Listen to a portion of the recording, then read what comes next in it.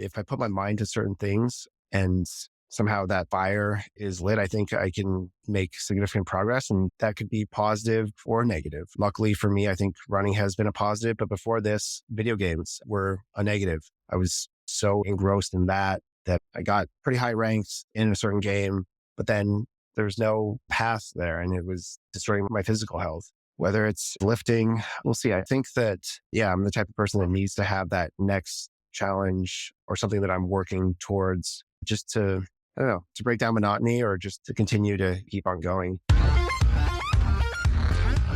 Welcome to The Wild Show with your hosts, Will Chang, Lee Chang, and Andrew Su. Hi, this is Will Chang, and as always, I have my co-hosts Lee Chang and Andrew Su with me. Hello, hello. Great to be here.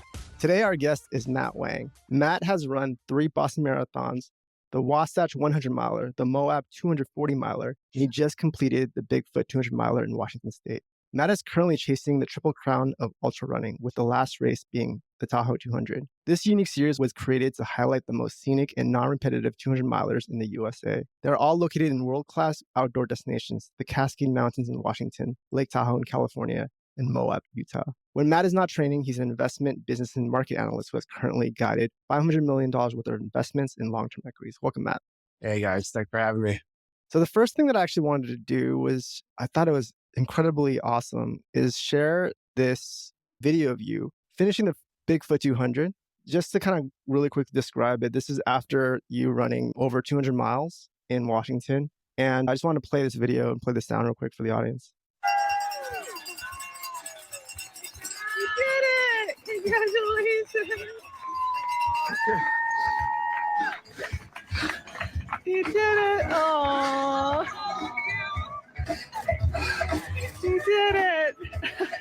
We're so happy for you. Everyone here is cheering you on. Love you guys. Oh, I love you too. It's awesome. Woo! Yeah, can you describe that moment that you're feeling when that was happening? Yeah, so as you can see from the video, it's highly emotional. This was after about 4.5 days being out there on the course. If I were to put in probabilities of likelihood of finishing, there were times on the course where there was probably, in my mind, less than 1% chance of finishing. We can get into that later. And there were also times where I was delirious and didn't really even know where I was. The fact that high school finally materialized and you run a 400-meter lap around the track and then there are people there cheering you on. I put my wife on FaceTime. It was just overwhelming and just highly emotional and kind of waking up from a dream almost. And so got pretty emotional, but yeah, it was definitely the high point, I guess, of my race. Can you describe what the Bigfoot 200 is for the audience? Yeah, so it's a point-to-point 200-mile ultramarathon through the Cascade Mountains in Washington. The total elevation gain and loss is about 100,000 feet, and it's widely considered as perhaps the toughest ultramarathon in the U.S., certainly the toughest of the 200-milers, just given that elevation profile. Okay, so what do we need to understand about you to understand why are you running a 200-mile race? You didn't only do it one time, but you've done it multiple times already. So I guess I wasn't always a runner. I didn't run in high school or in college. I described myself as a professional couch potato until age 30, 31. Long story short is I lost my mom to cancer in 2017. That sort of sent mine and my family's life into a tailspin. Then about a year later, just to get out of that hole, I picked up running. It started out with a mile at a time on a treadmill, literally.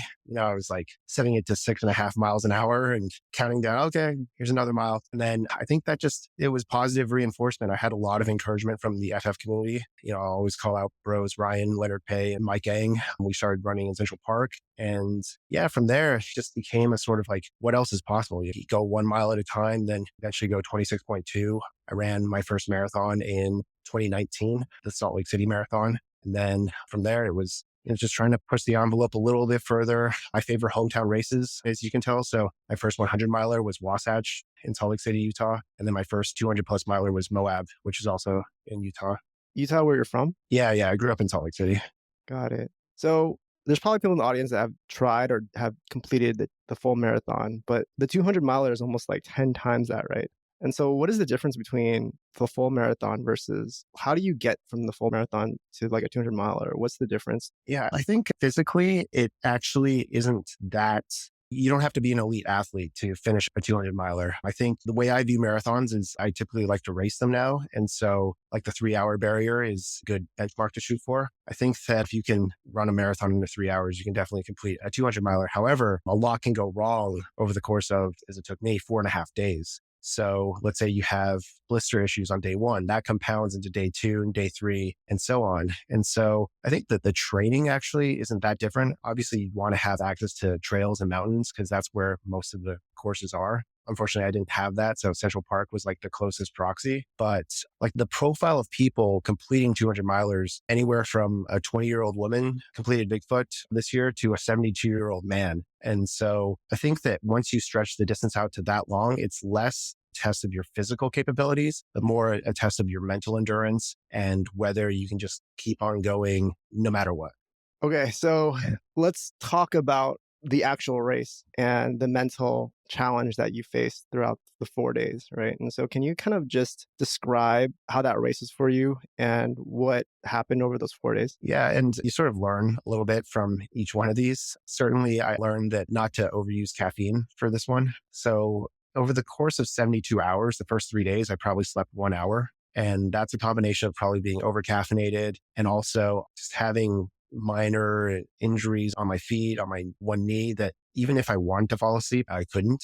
And as a result, the sleep deprivation just really compounded. I found myself delirious at a few points. I told this story to my wife, but I don't know who the Amazon, I know who the Amazon CEO is now, but I don't know what he looks like. His name is Andy Jassy. But then there was one night, I think night 2, I was just by myself in the woods going over this section. And I just started chanting his name in my head, Andy Jassy, Andy Jassy, Andy Jassy. And it became sort of like a mantra for me. And I was literally just chanting his name for a few hours until daylight broke and I got out of that section. But that stuff can happen. You can, due to sleep deprivation, sort of lose your mind at times. And then that happened to me later on in the course on 2 separate occasions. And it was a little worse than having the Amazon guy's name as a mantra. Tell us a little bit more about what happened after 3 days of not sleeping. You slept for 1 hour. What happened after those 3 days? Yeah. So I guess my mind just shut down. If you look back, or if I look back at how much time I was spending at aid stations, it was 2-3 hours at a time. And people could think, oh, well, maybe you were catnapping or you're napping during those times. Unfortunately, it was mostly to get medical attention. At around mile 12, I already had blister issues, and every subsequent aid station, which are spaced roughly 20 miles apart, I had to basically take my socks off, wait in line to get medical volunteers attention, have them dress up wounds, pop and empty blisters, and then get my socks and shoes back on and all that, as well as a mental checklist of, well, I need to refill my hydration, need to get calories in, X, Y, and Z. And in my mind, this was all it was roughly clear, but in reality, I was probably moving it in slow motion. So that's why every stop was 2 to 3 hours at a time. And once it came to day 4, I remember there's this aid station called Klickitat. I actually had a surprise. One of my childhood friends from Salt Lake City, he was camping in the area. And he and his girlfriend actually saw me on the tracker and were close enough that they bumped into me on that final aid station. It was just such a boon and blessing to see them there that I was in really high spirits. This was mile 170-ish. Decided not to sleep, but also the aid station was Barbie themed. We took a photo of the 3 of us in a giant Barbie box and they sent me on my way. But then it was that night that things literally fell apart and that section was my longest. Everybody and their grandma passed me. I was getting a spare water from whoever could spare because I ran out. And the best way I could describe that feeling is as if I was playing a video game of myself in third person, let's say Fortnite, your avatar is running around in front of you. You can control it. You can make it jump and stuff. And it felt like that's what I was trying to do to my body, but I couldn't fast forward it. I couldn't make myself move. I was just there, stuck. And then eventually the next morning, or what became the next morning, I wake up covered in flies and insects and just completely no idea who I was, where I was. If you had asked me what my name was, I probably couldn't tell you. And it just alternated between that feeling and believing that, oh, if I pinch myself hard enough, I'm just going to wake up in my bed and all this will be over. And I don't know how long I sat like that, but I think physically then I felt a little overheated, took my socks and shoes off, was almost half naked, and remembered there was a lake that I passed by and thinking, oh, I'm just going to go jump in that lake and go for a swim. And so as a result was going in the opposite direction. And there was another runner, bib number 45, his name's Jeff. He had also sort of had a similar situation. He fell asleep. And then the sweep crew, which is basically the cutoff timers, they woke him up and assess whether he was fit to continue. If they don't assess you're fit enough, you're out of the race. But I guess gave indications that he could. And then so he took off down the course, basically under the premise that if they caught him again, he'd be out, and DNF, did not finish. And so I ran into him like speeding in the opposite direction. It's like, dude, we got to go. We got to go. And it was that moment that like everything sort of came back to, oh my gosh, here I am running Bigfoot 200. I'm actually still in, like, by some miracle. I got to follow this guy, Jeff. And bear in mind, I don't have like socks on at the time either. I'm going on trails and somehow followed him 3 miles to the next aid station. How did you get your shoes back? I just stuffed my feet into my shoes. There's like broken twigs and rocks in there. My feet are already like destroyed at the time. And yeah, at Click-a-Tap, the aid station before, I'd already, based on the medical volunteer's opinion, won the award for most disgusting feet. And I guess at that point, who cares, you know? So I just like bolted with Jeff, and I owe this guy a lot. We still keep in touch now. I've sent him a bunch of messages. We actually agreed to potentially do Tahoe together next year. But like this guy literally saved my race. So, I mean, really, I'd imagine there's like maybe the first X number of miles is really all adrenaline, and you can basically use your body to push you through. But at a certain point, it's no longer about the body. It's really about the mind, right? And so at what point do you start feeling like it's like the mental challenge and basically pushing through your body? I think right around halfway, because with these things, especially for Moab, like I was halfway there at 120 miles and I had 120 miles left to go. And that was longer than anything I'd ever done. And the body is in just ridiculous pain. For Bigfoot, like I said, I was dealing with blister issues. Day one, I also sprained my knee like in a ditch. And as a result, was using my trekking poles as crutches pretty much. Like the downhills and descents were just miserable. And like it was actually the uphills that I wasn't putting as much pressure, ironically, on that knee. And so I think the way things unfolded for this one, I always go in thinking, oh, I'm fit and I can easily get in under the cutoff, etc. But then the race really humbles you. I'll give an example for Moab. After all my like studying and splits, and this is how much I did the 100 miler in, this is how much I think I can tackle this course. I thought, oh, I can do it in 72 hours. Yeah, sure. Turns out 72 hours would have been second place in that race and ended up taking me 100 hours. So it's just an idea of like the margin of error and once things go wrong, how bad they can get. The shortest section, let's say, is 10, 11 miles. If you're going uphill or if you're only traveling at 1 mile an hour, that's going to take you 11 hours. So that just gives also a sense of how long you're out there relying on just the food on your back and the water that you carry. Sorry, real quick. So between Bigfoot, Moab, and then prior to that, you ran a 100-miler, right? Mm-hmm. And so just kind of backing up, what kind of brought you into the world of ultra long distance running instead of trying to continually improve your times on marathons? Yeah, I'd say two things. One, as cheesy as this might sound, but I read David Goggins' book, Can't Hurt Me. And he's a very polarizing figure within the, I guess, endurance or ultra community. But that said, I think his story really resonated with me, where he was in a really low point in his life and he chose to turn it around. And the method of that choice was via athletics. And I remember signing up for my first 100 miler for Wasatch, and then people asking me why. And then I just thought about, I'm paraphrasing this quote about why people climb mountains and why people chose to, let's say, summer Everest, but just because it was there. It was there for me at that time. I really needed that challenge in my life to prove to myself that not only like had like my whole sense of worth wrapped up in a lot of these things, but just that it was possible. And I think this Bigfoot race too, 2023 has been pretty challenging for me. I had some ups and downs, and I really felt like I needed to prove myself with this race again. And that was also just what was driving me too behind, despite just being in a world of pain and moving at snail's pace, just still trying to make it to that finish before the cutoff time. I think at our age, since we're no longer as young as we were before, we kind of feel our own mortality. We do feel like if we push ourselves, at least I do, push myself too much, then basically my body won't be able to handle it, or it might cause a lot of issues like later on, right?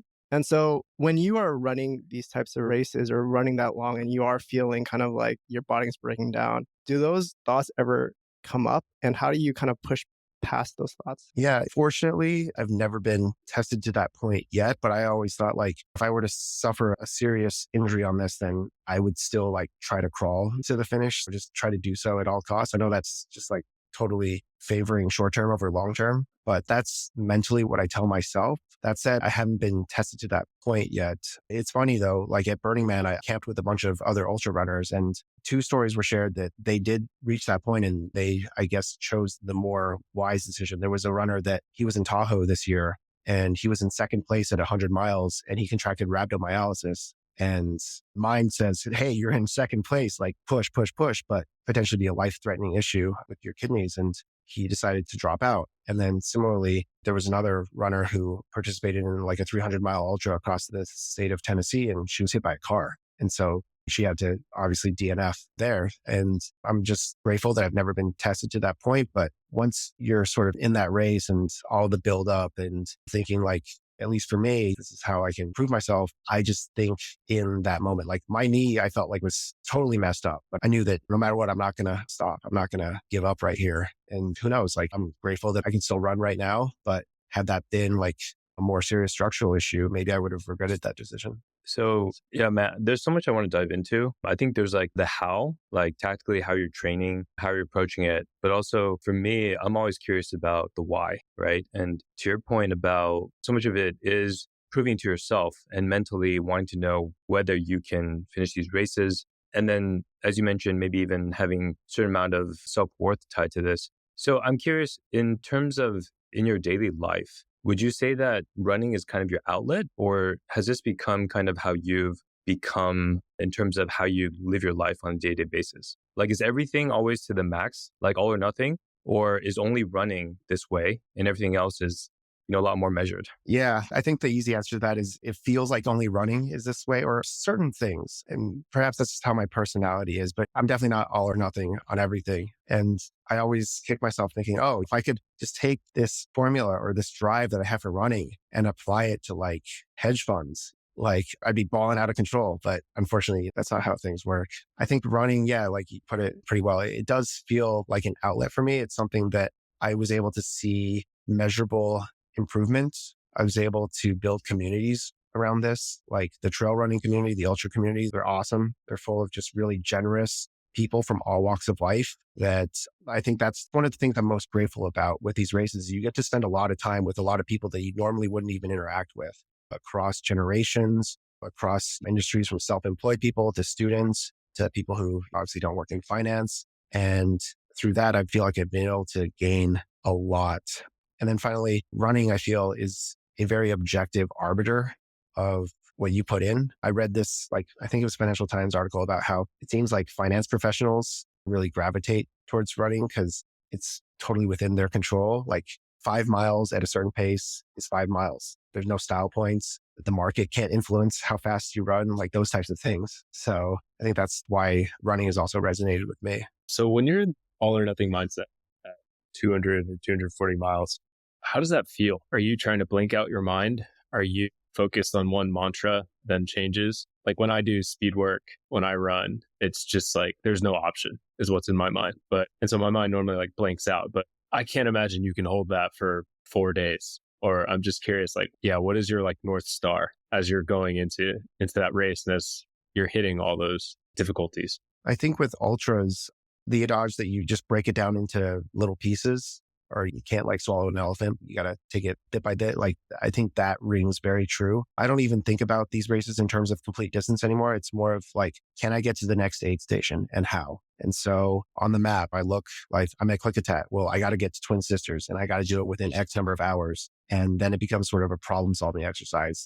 I need 2 liters of water to do this. I need 2,000 calories. If I'm traveling at 2 miles an hour, this is going to take me 8 hours, because it's a 16 mile section. Those types of things pop into my head. And then, whether it's day or night, the weather certainly has an impact. I think that's what makes, again, these races very challenging is because during the day, you're in exposed sections. It can get over 90, 100 degrees. And then at night, it can get as low as 30. And you basically have to have all weather capable gear on you just to handle those variations. I will say though that aside from just numbing out the blister pain and then perhaps at the end of Wasatch 100, there was a time where I did the math and I realized, whoa, I could finish this under 30 hours. And that's a special cutoff where you get a different award and pretty cool recognition. And it was only 13 miles. I had 5 hours to do it, so 5 hours to do a half marathon, but it felt like a run for the ages. Had my Garmin on, oh my gosh, yes, I'm 14-minute mile. Yes, I'm still on pace. That's in these races, the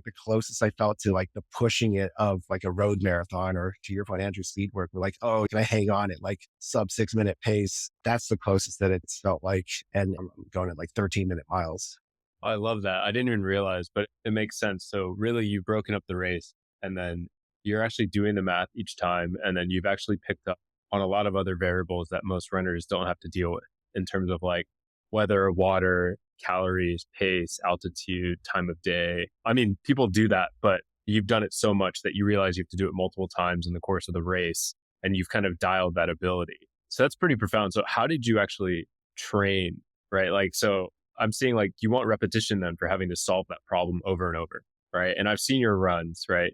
It's not as crazy as I think folks might think for 100-mile, right? You're doing a standard marathon training, it seems like. So like as your training has evolved, do you try and do that math faster on your runs, or has it just come instinctually because you've done so many training runs at this point? Yeah, this I feel like we could talk about for hours, but I'll condense it and say that if you look at my results from these past 3 ultras, they've gotten progressively worse. And I think that's also a symptom of the training. So if you want to like learn how to run an ultra marathon, like avoid this type of training where I wasn't running as much mileage for Bigfoot. I was actually in the weight room, lifting because of a 6-pack challenge, a global 6-pack challenge that was going on. So safe to say that like, don't do that. Don't favor lifting weights over just pure raw mileage. But I will say like for Wasatch, I was running like 70 miles a week. You can't really get vertical in New York.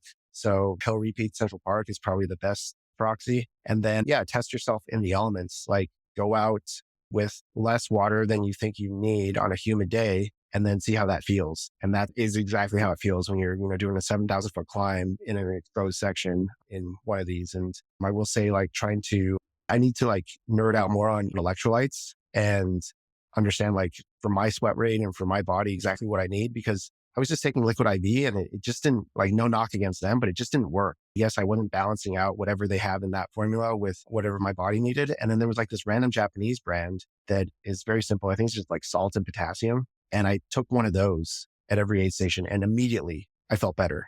And so those types of fine like modifications, I think I could definitely improve on instead of just like, buying 10 packets of liquid IV and taking that out with me. Like I definitely need to get more advanced on that aspect as well. Yeah, that makes perfect. So just for background, Matt was talking about that because I was telling him I bonked on both of my speed runs this week. And I realized that last year I was just training really well and super focused. And now I've also been lifting because I'm in a group with Will and he lifts so much freaking weights. I've been trying to do both. I've been doing half of the mileage. Oh my God. And I'm just bonking. It's terrible. And so now I'm actually having the same conversation with Matt of like, wait, do I need to completely focus on running to break my records and then go back to lifting weights basically? So no, that makes perfect sense. And then, I mean, you're basically retroing every run. And then, right, you're like, oh, it was too hot, so I have to change this. Oh, it was this, like, and continuously kind of building it up. And I think the only way to do it, to your point, Matt, is with those reps and with the miles. So your body's kind of used to it. So that's super helpful. I mean, I was trying to get creative too. I wanted to put more focus in the weight room. So after that, I was like going on the treadmill, setting it to the max incline and doing a 60-minute walk thinking, this will simulate what Bigfoot would feel like. Yeah, 100%. There's no substitute for just doing it, right? Like even if it's flat, there's really no substitute, which is a really good point. Yeah. And I'm finding now I have to rebuild my endurance basically because I've been shortening it to go instead. So what a bummer. Yeah. So you're completely focused then for the Tahoe, I take it? And are you kind of building your plan now? Yeah. This sort of also goes into Burning Man. Like I just did the Burning Man 50K and I bonked super hard. So it's 4 laps of the entire Burning Man perimeter plus a little bit on the end. Lap 1, I was in like 5th place. Lap 2, I was in 10th place. And then lap 3, I'm walking. So that just gives a sense of like how hard it hit me. And then it was during that exhibition that I realized I enjoy running and I enjoy these pursuits more than anything else. So why not make that the priority? Because a year ago, I was doing like 26-mile training runs at a much faster pace than what I ended up doing the Burning Man Ultra. And yeah, I think even though I don't have, other than I'm going to enter Boston again next year, the Boston Marathon, Tahoe, I'm on the wait list. It's probably a 20% chance I'll get in. We'll see. But yeah, I think just like rebuilding, to your point, Andrew, rebuilding my endurance, because it's sad that like if you don't use it, you lose it. Now, for me, it was 6 months and I feel like I'm a completely beginner again. So hopefully build that up, train through the winter, and we'll see what happens next year. So for those of us that don't run, even just like a half marathon sounds super challenging. And so maybe you can help us understand what it goes into creating like a training program for a half marathon, a marathon to 100 to a 200 miler, just so that we can kind of understand the structure or what goes into the thinking in terms of preparing for such a long run. I'll just say this is for me, and I'm not a coach by any means, or I'm not entirely well versed on like, this is the right heart rate zone that you need to train in. But I believe that mileage is king. So even if you're like an 800-meter runner, having that large aerobic base that you can draw from is pretty critical. That said, okay, like shorter distances, there's more anaerobic versus aerobic work. But like, let's say a half marathon or even a marathon, that is, in my view, a predominantly aerobic activity. And so that's probably why the elite athletes, the elite runners, they run 100 to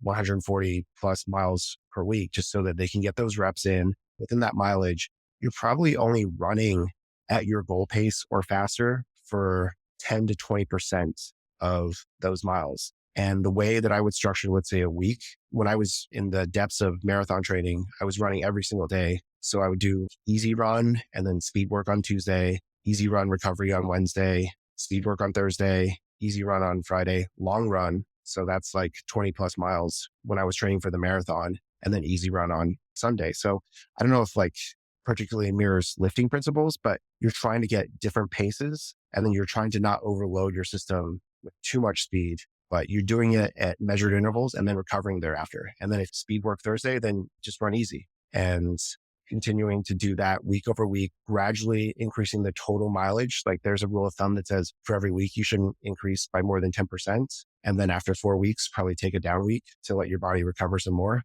I think those are the principles that underlie most training programs, where you need that variation and then you need recovery.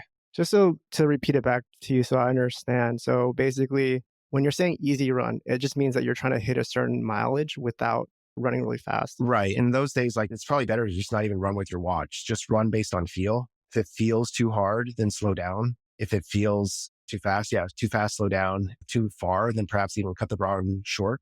Those types of days are just merely to get the feet moving, time on feet, but trying to hit a specific pace or anything. And when you guys talk about speed work, that means that you guys are trying to hit a certain time in a certain mile, or how are you guys thinking about speed? Yeah. So then there's this whole world of like, what is speed work? There are tempo runs, which are like you're at 85% of your max heart rate and you're doing it over a longer period, a longer distance. And then there are intervals where you're running repeats of anywhere from, let's say, 200 meters to a mile, taking some rest in between, and then running that repeat again. And those typically you're trying to run at faster than your goal pace. So if Andrew's training for a half marathon and he's trying to, let's say, do it in 7 minutes per mile flat, then he would probably be doing his speed work at like 6:30 or even low sixes for shorter intervals, just so that he can get the legs turning over and then he can get comfortable at faster paces. And then gradually he'll build that fitness. And if 7 minute per mile felt like really fast and hard to him in month 1, in month 3 of being consistent with that type of program, I guarantee you it would feel like easy. And then as a result, the heart rate that he's running those associated paces at also decreases.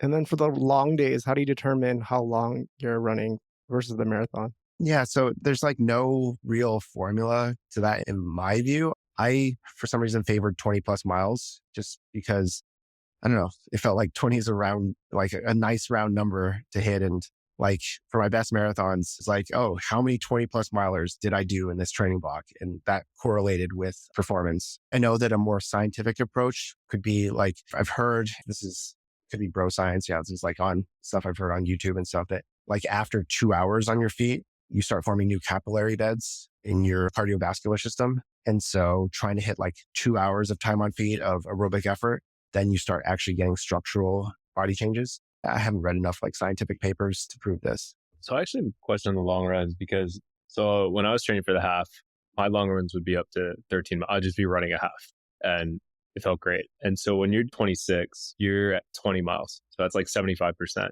How does your math translate to when you're training for the Bigfoot? Let's say you're like completely focused, right? Like what is your long run? Because the math doesn't translate. There's no doing 75% of 100 miles. You're not doing 75 miles on your long run, right? So what's your long run on those when you're training for like an ultra? When I did Moab, my longest run was like 28 miles. And then this time for Bigfoot, kind of embarrassing, but my longest run was 11 miles. So clearly the performance drop off as a result.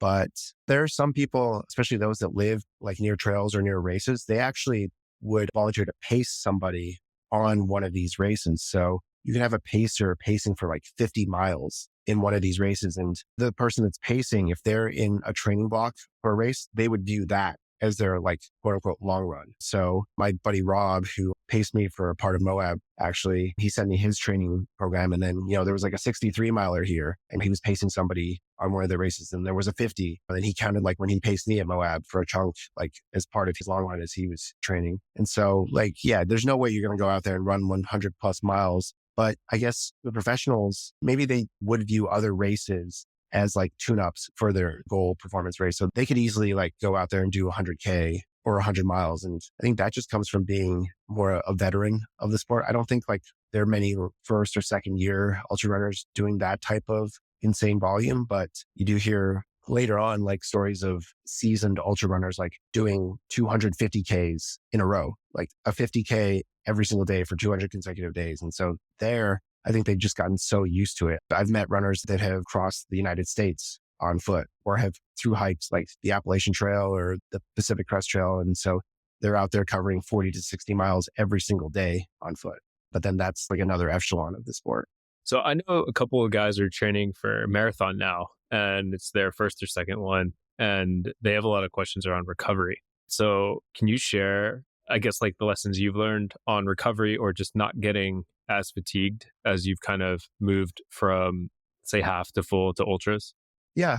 So unfortunately, I ran every single day, even if I felt tired. And that's not the advice that I would give to them. Don't push it. If you push it too much, too often, that's just a recipe for injury. And, as a result in my running career, albeit short, I've already suffered 3 or 4 stress fractures on both tibias. They're hosts of like Achilles and other foot issues.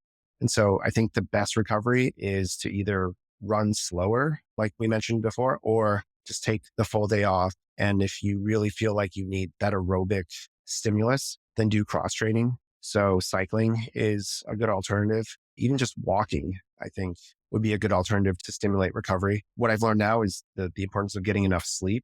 I think that that's critical. And then also make sure you're eating enough. I know there are different diets for different people, but I think just consuming enough calories to make sure your body has the building blocks to continue to rebuild itself, whether you're following high carb, low carb, high fat, low fat, just making sure you have enough calories is also critical. I love it. It's like repeating all the most simple things, right? It's like eat enough, sleep enough, and then like keep the motion going, but as light as possible so you're not fatiguing.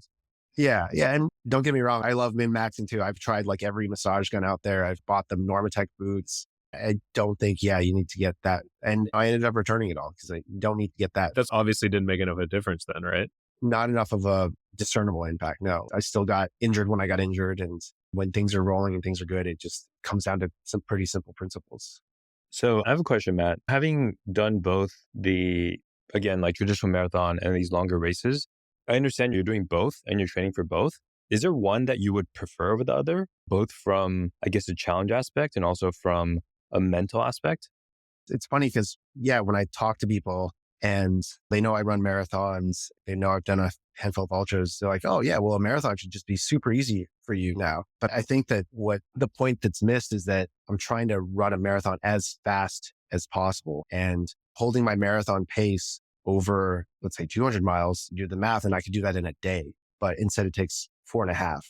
Right. To answer your question, I think my goals, one would be to just break my marathon PR from over 3 years ago now. In my mind, that's almost like, it has like this mythic status to me now because no matter how hard I've trained or what I've done, I just haven't been able to overcome that again. So it'd be really cool to like break that one more time. I did it in LA 3 years ago. The Changs were there. Joe Cha was there. It was just like a magical day. And so to me, being able to eclipse that one more time would be huge. And then, like for ultras, I'm not winning any awards. I think I'm just out there trying to beat the course. And I've got one more to go for the Triple Crown of 200s. And then we'll see. There's always cool races that pop up to mind, like a race at Burning Man. Why not jump into that? So as long as I can have the fitness to be able to be honest to myself and say, okay, I can get to the start line and I can complete it. I think that's like the goal that I have for ultras. Okay. Actually, since you mentioned Burning Man, what is that race? Is that during actually, how long is it? 50 miles or 50 kilometers? 50 kilometers. Yeah. So 31 miles. Okay. And is that done at night? I would hope so. No. So it starts pretty early. This year it started at 5:30 in the morning. So before the sun comes up. And the way I approached it was, okay, it's what ended up happening. I got to like push as hard as possible the first 2 laps. It's not a lot of time, man. I mean, Yeah. 50 kilometers. I'd be out there until like noon at least. So Well, yeah. Cause when the sun comes up and then there's dust storms, like, it heats up so quickly. yeah. Yeah. I mean, that's sort of what happened to me. I carried one soft flask of water the first 2 laps and then had that same soft flask the third lap. And like I said, I was walking and needed to fill up at every point where there were volunteers along the course offering aid just because it heated up. There were whiteout dust storms. But I just want to like pitch that race too, because whoever goes to Burning Man, I think that's something that people, whether you're volunteering there or just checking it out, should experience. The community is awesome. For many people, this is like their gateway to ultra running. There's a lot of overlap, I think, between the trail running and the Burning Man community in terms of generosity and inclusion. I didn't even mention on Bigfoot that my butt was saved so many times by random strangers. I left one aid station without a headlamp and somebody gave me their spare. I fell on my butt coming down on a descent and broke my water bladder and somebody gave me a spare tube. I ripped through my socks at an aid station and like a giant hole and somebody gave me their spare socks, and it's just like in day to day, at least I found, I don't think people are nearly that willing or that generous. Maybe some people are, but I found that like it takes traveling outside of my bubble to really experience that. And then when I say like, oh, hey, can I mail you this? Can I Venmo you this back? All they say to me is just pay it forward. And I hope I'm able to do that over time because the debt is huge at this point.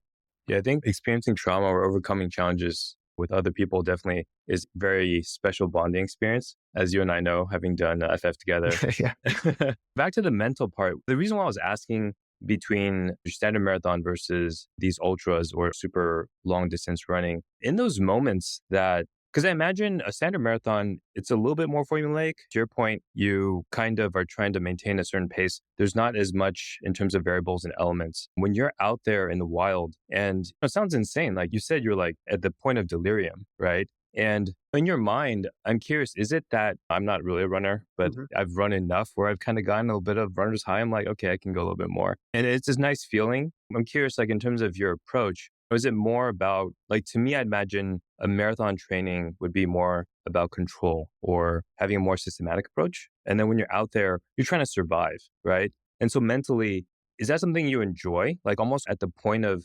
delirium, at the point of breaking, where you're almost like lost, right? Not that you're seeking to lose yourself in a physical sense, but in the mental sense. Do you think that's something that you're chasing? I wouldn't say that I'm chasing it, but I will say now that you Or enjoy it? Yeah. Well, now that you remind me of it, I actually think that it's something that I've experienced now that I don't think I could replicate in any situation if not for doing that. Like I mentioned, third person out of body experience or just this lack of clarity or ego. Yeah, I lost sense of who I was. It doesn't matter who your boss is. It doesn't matter like what deadline you have on Tuesday. None of that just all washed away. And it almost felt like a psychedelic experience without using psychedelics. I wouldn't say that I'm chasing that, but it does happen. And I'm grateful to have been able to experience things like that. That said, like I was terrified going out for Bigfoot because also this was the first race where I wouldn't have like my family there at certain points supporting me. I wouldn't have a pacer either. I think like Andrew at least knows the story of my wife, Clarice, pacing me for the last 40 miles of Moab. And here I just knew that I'd be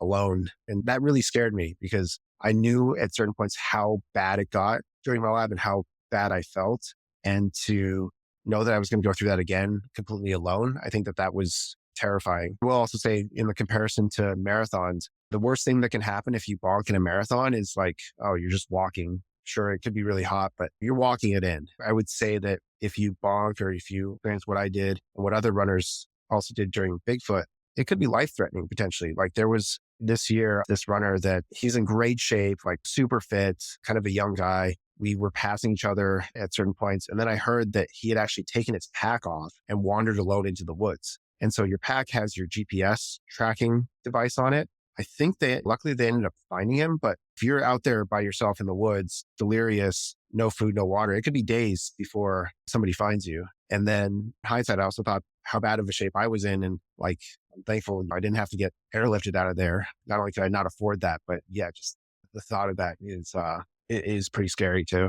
Yeah. I'm curious. So, like, you mentioned the GPS, obviously, people can track you. And then along the way, is the trail, like the path, actually pretty clear in terms of like where you're trying to go, like navigating through that? Or is it, because you said like you were out there at a period of time when you were sitting there for hours, right? You don't know how long. And it sounds pretty crazy. Like, I don't know how many volunteers are out there, or you could have wandered off yourself, right? Or not have been found if you had fainted or something like that. Yeah. So these races are put on by a pretty professional organization and they do their best to mark the courses. I will say they do a pretty good job. That said, there are things that can happen. The year like David Goggins ran Moab, I guess course marking had blown over and he ended up going in the wrong direction by like 20 miles. And there was like a big media uproar about this, but that can happen. Animals out there can destroy markings, vandalism too. Luckily, I never got off course too much, but I did get off course a couple of times where I was just like, this doesn't feel right. And I haven't seen a marking in a while. And at that point, all runners have to have like a GPS capable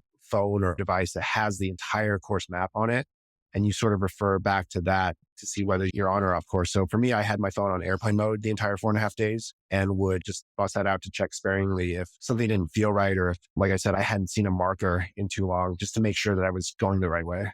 Yeah. So you've made it pretty clear, like you enjoy the process, you enjoy the challenge, you enjoy the community. If one day you were unable to run anymore, whether it's because of injury, wear and tear, or whatnot, do you think, or do you know what else would be intriguing for you to get into? Or have you found other things currently, such as, say, I don't know, going up all 14 peaks or other types of things that you've been really inspired or want to do? Yeah. Well, it's funny you mentioned the 14 peaks because I think in my exploration phase, wanting to find big challenges, that was appealing to me. And then I realized, well, Annapurna has like a 40% chance of death and K2 is similar too. So like, well, if I want to live to over, let's say 40, that's probably not the best idea. I will say like, yeah, I don't know what I would do after running. I mean, I think that if I put my mind to certain things and somehow that fire is lit, I think I can make significant progress and that could be positive or negative. Luckily for me, I think running has been a positive, but before this, video games were a negative. I was so engrossed in that I got pretty high ranks in a certain game, but then there's no path there and it was destroying my physical health. Whether it's lifting, we'll see. I think that, yeah, I'm the type of person that needs to have that next challenge or something that I'm working towards just to, I don't know, to break down monotony or just to continue to keep on going. But yeah, I don't know what it would be after running. Hopefully, if I were physically unable to continue to do this, I would still give back as much as possible to the community, whether that's volunteering at races. That's another thing. There's so many ways to do that, whether it's even just volunteering to clean up a trail or the Terry Fox Run, for example, is near and dear to my heart, or potentially fundraising for cancer research, a couple of individuals that walked across the country for cancer research. So I think something will ultimately come up, but hopefully, at least for now, can continue to chase those goals that I mentioned earlier. Yeah, you mentioned something I want to ask earlier, which I don't know a lot about, was like these 200 milers. It seems like it's kind of pretty popular. There's these organizations that are managing them. Other types of like long distance, whether it's trekking or I don't know, like a desert, maybe it's not a run, maybe it's like a 7-day thing, or you're going to Antarctica and doing certain kind of also physical challenges of long distance endurance type things. Are those of interest to you? Or I don't even know if you've looked into them at all. No, I have. And I will say that funny, like I think that some of those are a whole new level of crazy that I don't even want to think about at this stage. Like it's funny, there's a book called The Lore of Running and it's probably as thick as a phone book. And it just goes through the whole history of the sport, the legends of it, the races. And it blows my mind how deep something as simple as running can be on a global scale. There are 6-day ultramarathons. So basically, how far can you cover in 6 days? There's the Sri Chamoy race in Queens, New York, the self-transcendence race, I think, which is 3,100 miles across a single block. And you have like 3 months to complete it. And you have to basically average 52 miles every day, running circles around a whole block. And I met a gentleman at Burning Man who attempted that and he covered 2,014 miles before he threw in the towel. And so there are things out there that exist. I think it's a matter of looking for them.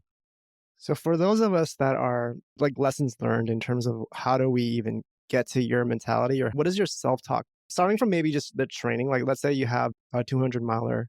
At least me, for example, even if I'm running a mile, my body starts hurting. I'm out of breath and okay, I'm done.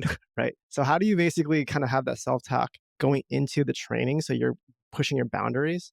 What do you self-talk when you're basically during the times where your basically body's breaking down? What do you tell yourself, or how do you basically push past the point of basically giving you every sign to just stop and just stop killing yourself? Like, how do you basically go past that? Yeah, I don't think that anything that I say would be too mind blowing. I mean, I respect all three of you guys. I know Will, like, I don't think I could in my entire life ever do a muscle up. So it's sort of like me asking you, how do I get my arms and my body to get over that bar?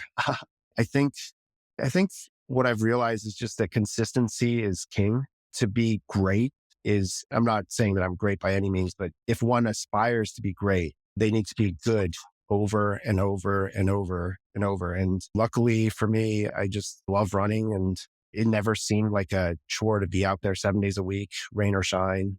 And the races themselves, after a good block of training, the races are actually, in my view, like the celebration. You've put in all this hard work during some of the toughest points in, let's say, the Boston Marathon. I thought to like me running with the running club in like 25-degree weather, crossing the Queensboro Bridge, and there's like the wind just beating at you. And I thought if I could overcome that, well, what's this next like 5 minutes? And then I will say that, like I said earlier, you're not alone in this. In road marathons, the guys who run New York this year will find out it's like rail to rail, 26 miles of crowd support, people cheering you on, people who don't even know you, and they love you and they want you to succeed. And that, I think, does so much for a person's psyche. So yeah, it's an element of the consistency, and then also just the community and the support from other people that helps, at least for me, push through. So just for my personal interest, so it's really cool hearing you kind of break down the problems, right? Like as you're doing a 200 miler, are you excited about the first problems as you're solving it? And then is it progressively like survival, like calculations as it kind of goes on? Like how does it feel as it's shifting, or is it the same? It's just a different blizzard over Queensboro Bridge each time, and you're just kind of finding a new thing to get by, if that question makes sense. Yeah. Yeah. No, I'm certainly like not excited about any problems. If I had my way, I'd be out of there in 3 days. Like, oh, that was the smoothest run of all time. Yeah. It was like, for example, blisters for Moab. I got to 160 miles before I took my socks off. Like that was just not an issue. And as a result, like that was a much smoother race. But then for Bigfoot in mile 12, the Blue Lake aid station, I was already having blisters. And then the medic was like, you want me to drain these? You want me to tape them up again? And at every subsequent aid station, I had to do the whole routine of taking my socks off, like slowly. It felt like peeling my skin off almost. It was like so bad. And so I think it's just like, yeah, if I had my way, no issues. But once the issues crop up, just got to adapt to them. I kind of want to tie this back, and I don't know if we can maybe splice this back in, but I'm just curious for my own benefit too, because I was asking you earlier about identity, right? And you mentioned kind of having this as both an outlet and so much of it giving you something to focus your mind on, a challenge to kind of enwrap yourself in. When the point comes, and this kind of goes into, you're taking it on holistically as a challenge. You obviously want to do better each time, whether it's in the standard marathons or potentially in the ultra super long distances. As time goes on, and if say you're unable to continue to hit new PRs and your body's failing you, and as your time starts dropping, do you feel like that would deter you from continuing to run? Like the enjoyment that you're getting out of it, I understand it's both physical, mental, and also from a community standpoint too, right? Those relationships. Do you think that if you're no longer to perform perhaps up to the standard that you would like, would it be less enjoyable? Yeah, I think that's a great question, because you're right. Like part of what helped that great acceleration was being able to improve every single like marathon, and then feel at least that I could be competitive in some, for example. I think I would still enter races. The nature of those races might evolve. I don't think, like, hopefully, if I'm smart with training and with recovery and all those other things that we talked about, I can continue to run for another 50 years, let's say, because I don't think, and then maybe this is a bigger life lesson, like, I don't think age is actually that much of a barrier, other than as we age, we get more responsibilities, our time gets siphoned off to other things, our families. but like Moab, the guy who won that race and who finished in roughly half the time that I did was 51. A 72-year-old finished before me at Bigfoot. And like, granted, this is the world record, but the great Ed Whitlock, Canadian runner, he ran a sub 4 marathon at age 85. And so there are just stories out here of incredible people doing incredible things. And not to say that like I'm in anywhere near the league of those, but it's those types of stories that also inspire me to keep going. If running is a priority, and if the people who support me, namely my family, my community, FF has been huge in this too, for example, those pieces are in place, and the rest is on me to just be smart about that and continue that longevity. So yeah, I won't be winning any races. Hopefully we'll still be participating and trying to push myself. Yeah, I like how you put that. And I just want to say, I was telling these guys before we started this recording today, I was looking at that video of you finishing the race, and like I was tearing up just seeing, the emotion overcome you when you finished. And you mentioned the passing of your mother was a big impetus for you. And I'm sure all of us have had our own challenges in our own lives. And it's very inspiring to me because I feel like I've set goals for myself, I wish I had the ability to point to something that was a turning point in my life where I was able to take on something and really see that to completion. And I feel like you having this story and this journey is very inspiring for me. So thank you, Matt. No, thank you guys. Love listening to your shows, and now being a part of it feels a little surreal to me too. So no, thank you for that. And yeah, I mean, you guys inspire me too. Like Andrew, Will, Lee, I mean, great pledge, bro. Great father, Andrew, Will, really fit dude. I don't think I'll ever reach that level of fitness. So this has been an awesome Different time. kind of fitness. All right. Thank you so much for your time. Really appreciate it, Matt. Awesome. Thanks, guys. Yeah. Thank you so much. Thanks, Matt. Thank you. Thank you so much for listening until the end. If you've enjoyed this episode, please leave us a review on Spotify or Apple Podcasts. It'll help more people like you find us. You can find more about us on wild.show, WLD.SHOW. Please subscribe to our newsletter or DM us on Twitter. We'd love to get to know you.